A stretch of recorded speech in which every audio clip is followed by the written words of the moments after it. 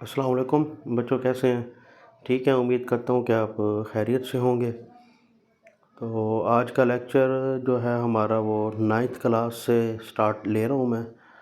जैसा कि मैंने आपको पहले बताया था अपने इंट्रोडक्शन में कि मेरा सब्जेक्ट जो प्रॉपर होगा वो मैथ की तरफ होगा। ठीक है, आपको मैथमेटिक्स में पढ़ाया करूँगा।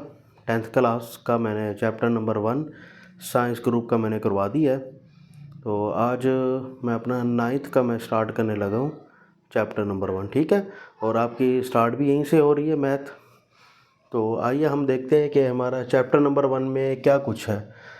चैप्टर नंबर 1 हमारा स्टार्ट मैट्रिक्स से हो रहा है। मैट्रिक्स की अगर मैं डिफ़ाइन बताऊँ आपको, मैट्रिक्स की डिफ़ाइन में आता है क्या, रेक्टेंगुलर अरे। हमने क्या लेने हैं, एक रेक्टेंगुलर अरे ले लेना है बच्चे। ये होता है रेक्टेंगुलर अरे, ठीक है ना। और a formation of collection of real number. अब हमने इसके अंदर कोई रियल नंबर डाल देने हैं, लाइक डैट 1 3 -4 एंड 5, और कोई इस तरह से आपने कोई नंबर दे देने हैं ए 0 9 बी, लाइक डैट। इस तरह के आपने एक रेक्टेंगुलर अरे बनानी है, ठीक है। और उसके अंदर आपने कलेक्शन लेनी है किसकी, रियल नंबर की। बच्चे रियल नंबर क्या होता है, रियल नंबर आपके पास होता है 0 से onward 1 2 3 and so on, this is called real number. ठीक है, रियल नंबर की डेफिनेशन में क्या चीज़ आ जाती है कि आपके पास sum of rational and irrational number, तो वो that will called union of rational and irrational real number. हर किस्म का नंबर हम मैट्रिक्स में यूज़ कर सकते हैं, ठीक है, पहली बात। दूसरी बात ये है कि अब हमने इसको और कहता है, और इसको डिनोटेड, हमने इसको डिनोटेड भी करना है कैपिटल लेटर से, लाइक डैट। हम इसको डिनोट कर देते हैं ए, एंड इसको हम डिनोट कर देते हैं B. This is called matrix, this is called matrix. सबसे पहले तो अगेन देखिए, मैट्रिक्स को हमने क्या करना है, रेक्टेंगुलर शेप बनानी है और उसके अंदर कलेक्शन ऑफ रियल नंबर लेने हैं, कलेक्शन ऑफ रियल नंबर लेने हैं। मैं एक सी मैट्रिक्स लिख लेता हूँ एक और, ठीक है बच्चे। ये सी मैट्रिक्स आपके पास आ गई, 0 1 2 एंड इस तरह से। डी मैट्रिक्स ले लें, 1 2 3 4 5 6। देखें, जो भी मैट्रिक्स लेनी है उसको क्रॉस कर देना आपने रेक्टेंगुलर शेप की तरह, और उसके अंदर कलेक्शन ऑफ रियल नंबर ले लेने आपने, ठीक है बच्चों। यहाँ तक ये थी हमारी डेफिनेशंस। तो इस डेफिनेशंस के अंदर, अच्छा, और दूसरी बात कि हमने इसको एक कैपिटल लेटर से डिनोट कर देना है। कैपिटल लेटर जैसे ए है, बी है, सी है, डी है, कोई भी आपने इसका नेम दे देना है। जैसे हर चीज़ का एक नाम होता है, मैट्रिक्स का भी एक नाम होता है, ठीक है। यहाँ तक आपको मैट्रिक्स की डेफिनेशन समझ आ गई है। तो आइए हम नेक्स्ट चलते हैं कि इसकी टाइप्स की तरफ जाते हैं। जी, अब हमारे पास नेक्स्ट है टाइप्स ऑफ मैट्रिक्स, के मैट्रिक्स की जो टाइप्स हैं वो कितनी है। नंबर 1 देखें बच्चे, ये आपके पास है row matrix and column matrix and rectangular matrix, square matrix. हम इस 4 की बात करते हैं, आगे और भी होते हैं आपके पास। नल मैट्रिक्स कौन सी आती हैं आपके पास, और काफ़ी आगे और भी आती हैं नल मैट्रिक्स तक। अभी हम ज़रा देखते हैं इसको क्या चीज़ है। आगे है row matrix. Row matrix, if matrix है 1 रो, ऐसी मैट्रिक्स, मैं इसके साथ साथ एग्जांपल भी लिखता जाता हूँ, ऐसी मैट्रिक्स जिसका एक रो हो 1 2 3 1 2 3, ठीक है बच्चे। यहाँ पर आपके पास ये एक रो है इसकी। और अगर मैं कॉलम मैट्रिक्स की बात करूँ, इफ़ हैव 1 कॉलम, ऐसी मैट्रिक्स जिसका एक कॉलम हो 1 2 3, ठीक है। ये चीज़ आपके पास, जैसे ये इसमें एक रो थी, एक रो, कॉलम कितने हैं इसके अंदर, 1 2 3 कॉलम्स, एंड रो कितने हैं इसके अंदर, ये रो एक है, कॉलम 3 है। इसके अंदर कितनी है, एक कॉलम है, रो 3 है, ठीक है। अब हमारे पास नेक्स्ट आती है रेक्टेंगुलर मैट्रिक्स क्या है, और स्क्वायर मैट्रिक्स क्या है आपके पास, ठीक है। रेक्टेंगुलर मैट्रिक्स, ऐसी मैट्रिक्स, इसको मैं लाइक डैट ऐसे करता हूँ, if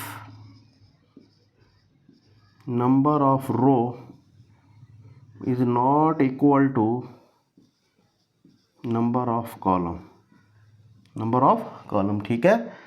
if number of row equal to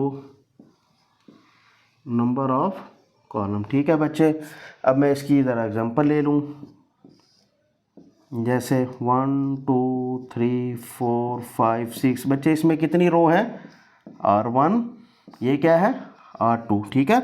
अगर हम बात करें कॉलम कितने, C1 C2 एंड C3, देखें इसमें 2 रो हैं, कॉलम 3 हैं, तो ये इक्वल नहीं है, नंबर ऑफ रो इक्वल इसमें और कॉलम के इक्वल नहीं है, तो ये मैट्रिक्स रिक्टेंगुलर मैट्रिक्स होगी। स्क्वायर मैट्रिक्स के कौन सी हम ले सकते हैं?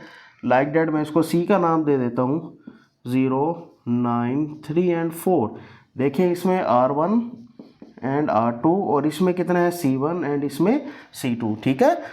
Number of row equal to number of column, that matrix will called square matrix. If number of row is not equal to number of the column, then that type matrix will called rectangular matrix, ठीक है। ये इसकी common examples हैं। अगर null matrix है जिसके all elements 0 0 हो जाए, ऑल एलिमेंट्स आपके पास 0 0 हो जाए, ठीक है, तो इसको हम क्या कहते हैं? ये देखें, ये इसके एलिमेंट कितने? 0 0 हैं सारे। ऐसी मैट्रिक्स जिसके रेक्टेंगुलर मैट्रिक्स में अंदर जो इंटायर्स होते हैं वो क्या कहलाएं? अगर 0 0 हो तो उनको हम कहते हैं कि ये मैट्रिक्स हमारे पास क्या चीज़ आ जाएगी? नल मैट्रिक्स आ जाएगी, ठीक है। ये कॉमन सी एग्जांपल थी। तो अब हम इसके बाद चलते हैं। नेक्स्ट है ऑर्डर ऑफ ए मैट्रिक्स, के हम किसी भी मैट्रिक्स का ऑर्डर कैसे निकाल सकते हैं। तो सबसे पहले अगर मैं इसका फार्मूला लिखूं कि अगर कोई भी आपसे पूछ ले कि what is the order of A matrix, तो आपने कहना है m/n, m/n। ये हमारे पास एक फार्मूला है ऑर्डर ऑफ ए मैट्रिक्स निकालने का, m/n। What is m, what is n, ठीक है। अब नेक्स्ट क्वेश्चन आता है कि m क्या है और n क्या है, ठीक है। m और n आपको कॉलम्स और रो की तादाद को आपको शो करवाते हैं, ठीक है। m मीन्स क्या होता है? रोज, नंबर ऑफ रोज, क्या चीज़? Number of rows. n means number of column, ठीक है। अगर आपने ये लिख दिया n/n, बच्चे ये रॉन्ग हो जाएगा, आपका ऑर्डर स्पेसिफाई नहीं करेगा इसको। ऑर्डर स्पेसिफाई के लिए क्या होगा? Number of row into number of column, ठीक है। तो अब मैंने साथ एक क्वेश्चन लिखा हुआ है, यहाँ से अगर मैं इसको ऑर्डर फाइंड करूँ, ऑर्डर अगर मैं इसका निकालना चाहूँ, सबसे पहले हम देखेंगे कि इसमें रो कितनी है। Number of row means m, number of row means m, मतलब हम m निकालना चाह रहे हैं। m कितने हैं इसमें? 1 एंड 2, ठीक है। ये R1 है और ये हमारे पास पूरी की पूरी R2 है। तो नंबर लेने हमने, ठीक है। Number of rose 1 and 2, 2, and number of column that will specify n। इसको हम किसका नाम देते हैं? n का नाम देते हैं। अब इसमें n कितने हैं? Column means C2 and C3, बच्चे कितना आ जाएगा? 3। रोज कितनी है? 1 एंड 2। कॉलम कितने हैं? 1 2 एंड 3। ये हमारे पास कॉलम हो गए, ठीक है। तो अब हमारे पास अगर मैं हम इसका ऑर्डर लेना चाहें, ऑर्डर बराबर है m/n, ठीक है। m कितना है? 2/3। That will the order of A matrix m, order of matrix कौन सी? ए मैट्रिक्स का ऑर्डर ये चीज़ आ जाए। अगर हम इसको पहले लिख लें, 3/2 लिख लें, तो बच्चे ये रॉन्ग हो जाएगा। ये क्या हो जाएगा? रॉन्ग हो जाएगा। हाँ, आपने हमेशा स्टार्ट में पहले क्या लेना है? बस ये फार्मूला है m/n, आपने n/m नहीं करना, ये रॉन्ग हो जाएगा, ठीक है। m मीन्स क्या है? रो, n मीन्स क्या है? कॉलम, ठीक है। तो ये आपके पास है ऑर्डर ऑफ ए मैट्रिक्स। तो आपने इसकी प्रैक्टिस करना चाहें तो आपकी एक्सरसाइज 1.1 तो start he order of A matrix से होती है। तो अब हम नेक्स्ट की तरफ जाते हैं कि नेक्स्ट क्या होगा। आपने एक मैंने क्वेश्चन भी कर दिया, एग्जांपल टाइप क्वेश्चन है। ये आपके MCQs में भी पूछे जाते हैं, छोटी छोटी चीज़ें आपसे शॉर्ट क्वेश्चन भी पूछा जा सकता है। आपको कोई मैट्रिक्स गिवन होगी तो आपने उसका ऑर्डर निकालना है, ठीक है ना। दो चीज़ें लेनी है, number of row and number of column, ठीक है। नंबर ऑफ़ रो स्टार्ट में, नंबर ऑफ़ कॉलम एंड के ऊपर लेना है आपने, ठीक है। इसको उलट ही कर देना, उलट गलत हो जाएगा। अब इसका मैट्रिक्स 2/3 है, अगर 3/2 लिख दे तो बच्चे कहते हैं कि क्या हो गया जी, ये 2 3 द 6 और 2 3 द 6 ये भी 6 होता है। हमने इनको मल्टीप्लाई नहीं करना, ठीक है ना। ये मल्टीप्लाई नहीं हो रहे, बेशक आपको 2 3 द 6 आता है, यहाँ से भी 6 मिलता है, लेकिन ये हमारा मल्टीप्लाई से कोई कंसेप्ट नहीं है, ये हम इसका ऑर्डर स्पेसिफाई कर रहे हैं, ऑर्डर इस तरह से निकलेगा इसका, ठीक है। तो अब हम नेक्स्ट चलते हैं अपने और क्वेश्चन की तरफ। अच्छा बच्चे, ये इंपॉर्टेंट टाइप्स है इसकी, एक मैट्रिक्स की टाइप में आती है, इक्वल मैट्रिक्स क्या है। तो इक्वल मैट्रिक्स के लिए हमने दो चीज़ें लेनी है, इसकी 2 कंडीशन होती हैं। नंबर 1, इक्वल मैट्रिक्स देखने के लिए आपके पास 2 कंडीशनें होगी। सबसे पहले वो कह रहा है कि order of matrix A equal to order of matrix B. आपके पास ए मैट्रिक्स का ऑर्डर और बी मैट्रिक्स के ऑर्डर के बराबर होना चाहिए, ठीक है। ऑर्डर क्या है ये मैं पिछले नेक्स्ट लेक्चर में आपको बता चुका हूँ, ठीक है, कि ऑर्डर हम कैसे फाइंड कर सकते हैं। दूसरा है corresponding entire will be same, कि कोरस्पॉन्डिंग इंटायर्स भी क्या होने चाहिए, सेम होने चाहिए, ठीक है। मीन्स के मैट्रिक्स के अंदर के जो इंटायर्स होंगे वो भी आपस में सेम होंगे और उनका ऑर्डर भी क्या होगा, ए और बी मैट्रिक्स का ऑर्डर भी सेम हो जाएगा, ठीक है। तो यहाँ से एक आपकी बुक में ये एग्जांपल है, पेज नंबर 3 के ऊपर आपके पास एक एग्जांपल है। कहता है कि ये दोनों मैट्रिक्स को चेक करना आपने कि ये एग्जांपल, ये मैट्रिक्स इक्वल है या नहीं है। तो बच्चे सबसे पहले हम क्या देखेंगे, इसका ऑर्डर निकालें। ऑर्डर इसका क्या आ रहा है, पहली कंडीशन हम देखते हैं। इसका ऑर्डर है आपके पास 2 रो हैं, 2 कॉलम है, 2/2। अगर हम इसका ऑर्डर देखें, ऑर्डर ऑफ बी, ये भी कितनी है, 2 रो एंड 2 कॉलम, ठीक है। पहली कंडीशन सेटिस्फाई, पहली कंडीशन सेटिस्फाई, यहाँ पे आप लिख दें कि ये पहली कंडीशन सेटिस्फाई हो गई है दोनों के लिए, ठीक है।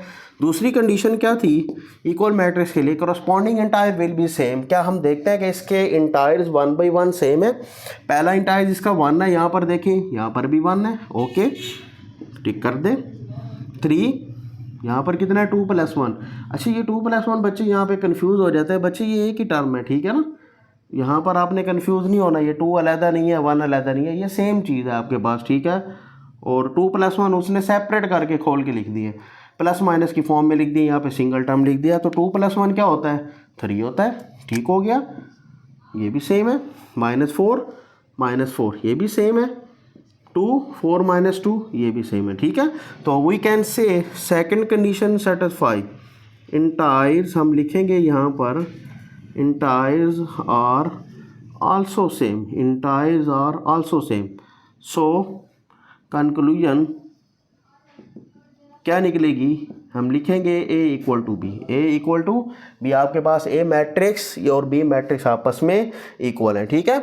अच्छा बच्चे, अगर मैं यहाँ से थोड़ी सी एक चेंजिंग करके ले तो सबसे पहले रिपीट कर लेते हैं कि इक्वल मैट्रिक्स है क्या, order of A matrix A = order of matrix B, ठीक हो गया। Corresponding entries will be same, okay हो गया, ठीक हो गया। 2 कंडीशन है, एग्जांपल लिखी है हमने, कंडीशनें सेटिस्फाई करते हैं। पहले का हमने मैट्रिक्स लिया, मैट्रिक्स का A का आप ऑर्डर लिया 2/2, ओके, B का 2/2, ओके, ठीक हो गया। फर्स्ट कंडीशन सेटिस्फाई हो गई हमारे पास। सेकंड कंडीशन में क्या है, corresponding entire same, corresponding entire देखिए बच्चे यहाँ से सेम आ रहे हैं, ठीक हो गया। तो इनके तो हमने लिख दिया A = B। अगर मैं इसी को ज़रा थोड़ा सा चेंज करके लेके आऊँ, अगर मैं इसी A को चेंज कर देता हूँ, 1 3 -4 एंड 2, ठीक है। B मैं लिख देता हूँ 1 2 + 1 -4, यहाँ पे मैं 4 + 2 लिख देता हूँ, या 4 - 1 लिख देते हैं, चले। अच्छा जी, अब देखें ऑर्डर अगेंस्ट, ऑर्डर क्या है, order of A = order of B। First condition इसकी भी बच्चे सेटिस्फाई है, फर्स्ट कंडीशन इसकी भी सेटिस्फाई, इसका भी ऑर्डर 2/2 है, इसका भी ऑर्डर 2/2 है। अब सेकंड कंडीशन क्या है, सेकंड कंडीशन हमने देखना है इंटायर्स बराबर है जी, 1 बराबर 3 2 1 2 बराबर -4 बराबर, यहाँ पे 2, यहाँ पे 4 + 1 कितना आ गया, 5 आता है यहाँ पे। अब देखें यहाँ पर इंटायर्स नहीं आ रहे बराबर, तो हमने क्या लिखना है, entries not same, entries not same, so conclusion A will not equal to B, A B के इक्वल नहीं है। ठीक है, तो उम्मीद करता हूँ कि आपको ये इक्वल मैट्रिक्स का कंसेप्ट, उसकी टाइप्स, उसके ऑर्डर को हमने डिफ़ाइन किया है, तो आपको ये अच्छी तरह से समझ आ गया होगा। देखिए यहाँ पर ये सब कुछ क्या जा रहा था, इक्वल मैट्रिक्स के हक में जा रहा था। ऑर्डर भी बराबर हो गए थे, 4 कोरस्पॉन्डिंग इंटायर्स हैं, तीनों भी बराबर हो गए थे, मतलब ये 90% जाके आपके पास ये सेम थे। लेकिन एक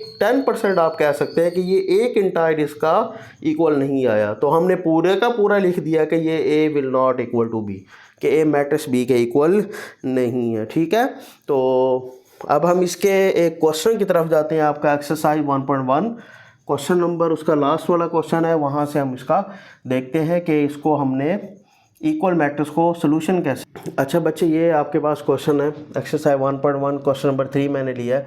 वो कहता है कि आपने ए बी सी और डी की वैल्यू फाइंड करनी है, ए की, बी की, सी की एंड डी की वैल्यू फाइंड करनी है, नंबर 1।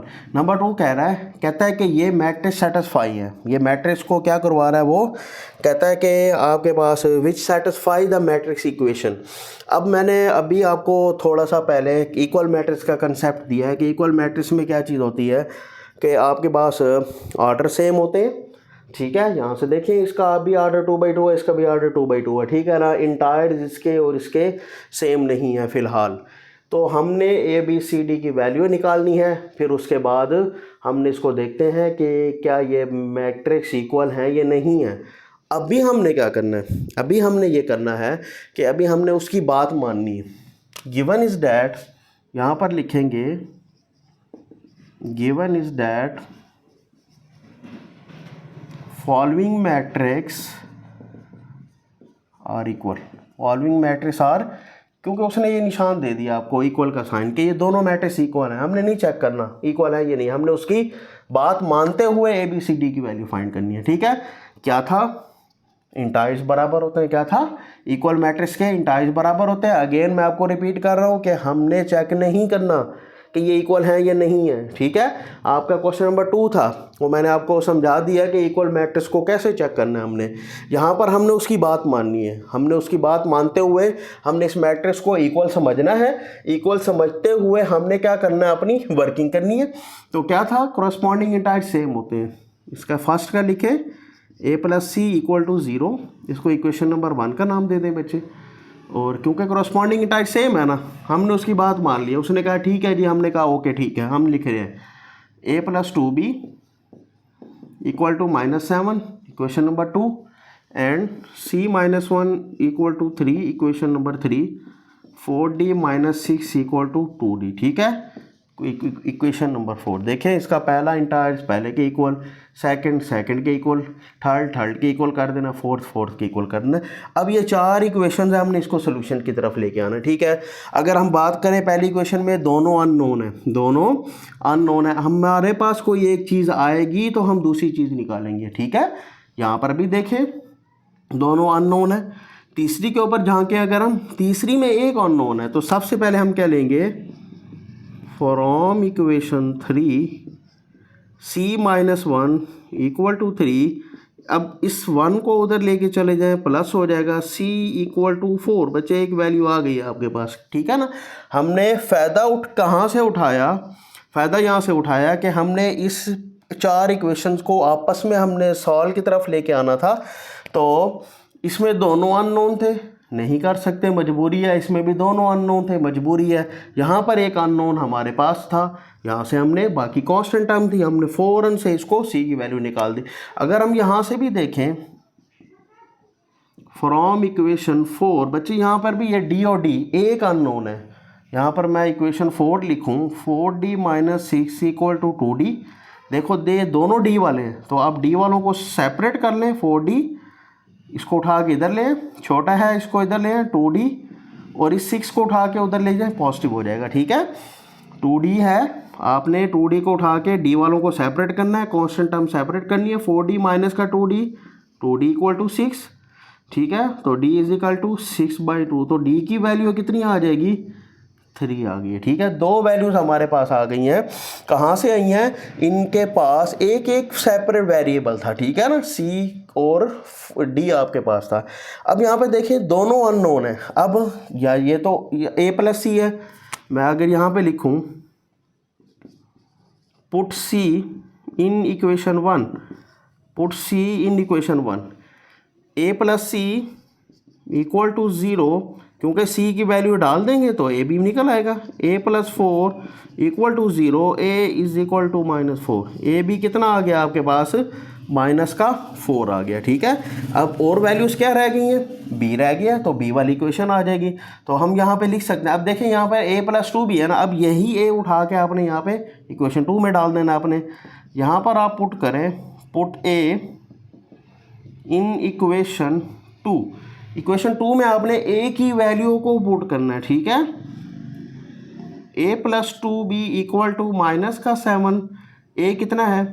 -4, 2B = -7, तो 2B, ये -4 है, B हमने निकालना है, -4 इसके साथ -4 है, इसको उठा के उस साइड पे ले जाएं तो ये क्या हो जाएगा?